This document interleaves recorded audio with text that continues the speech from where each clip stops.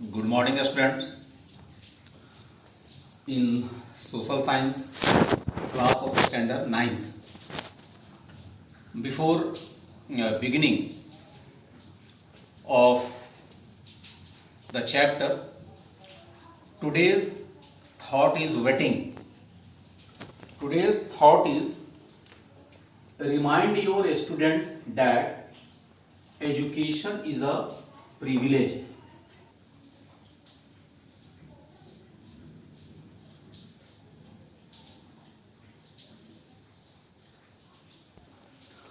Remind your students that education is a privilege. Education is your birthright, and now education is fundamental right in India. Today's chapter 6, the revolution and everyday life. You can say education and everyday life because education brought behavioral change. And revolution means mass supported human action for fundamental changes. You can say education brought revolution in society. So chapter revolution and everyday life. Everyday life itself is a revolution. How can you say that?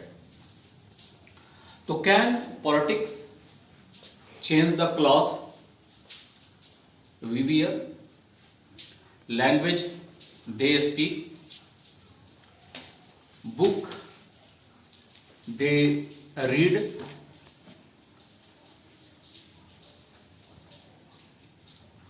year after 1789 in France saw many such changes in the life of men, women and children. Revolutionary government passed many laws. That laws translated the ideals of liberty, equality and fraternity into everyday practice, into everyday life. You should understand in this way the abolition of censorship. One such change that created revolution in everyday life was the abolition of censorship. Censorship means the office of a censor. You may study in the newspaper that the scene of that picture was censored. The page of this book was censored.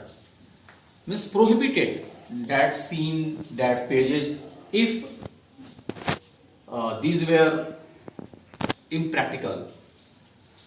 The abolition of censorship was a revolutionary measure. During the old regime,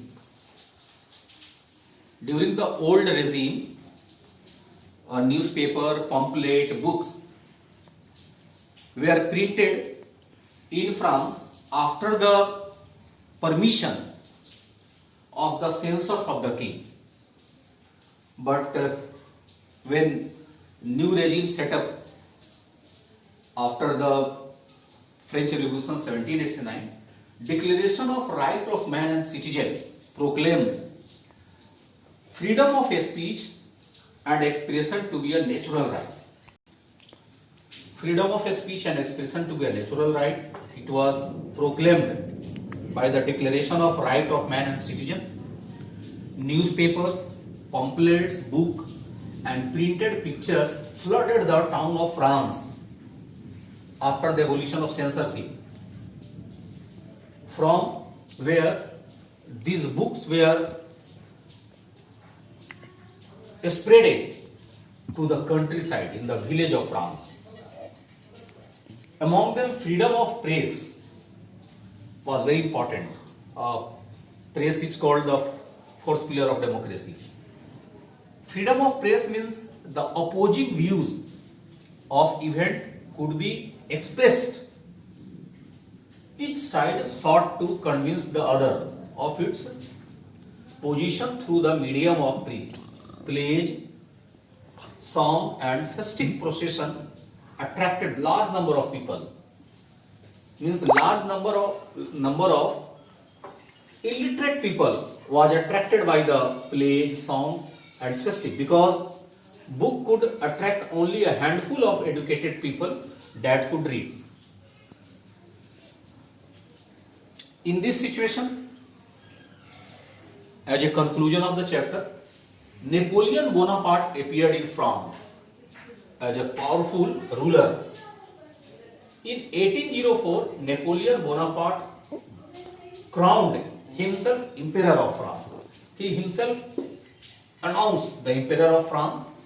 He conquered his neighboring countries. He was called a moderator of Europe.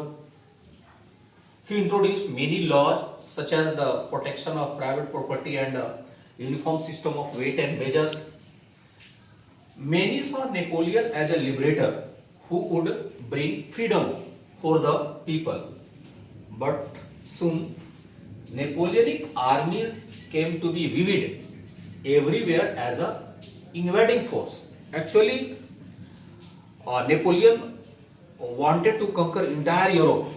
When the people know as invading force about his army, he was finally defeated at Waterloo in 1815. Napoleon became the Emperor of France in 1804, and he was defeated in 1815. He made a law in 1804. It was known as the Civil Code of 1804 or Napoleonic Code. During these events, ideas of liberty and democratic rights were the most important legacy of the French Revolution. Ideas of liberty and democratic rights were the most important legacy of the French Revolution. These ideas, liberty, equality and fraternity, spread from France to Europe, where the feudal system was abolished, and these ideas spread widespread from Europe to the rest of the world. And the subject people, colonial people, also inspired by the message of the French Revolution, they established sovereign nation state, and two individuals of India that were Tipu Sultan and Rajaram Mohan Roy inspired the ideas of the French Revolution, liberty, equality and fraternity, learned and implemented in his own country. So students, chapter the revolution and the everyday life, and now it is time of homework. How would you explain the rise of Napoleon? Second question, what was the impact of the French Revolution on everyday life?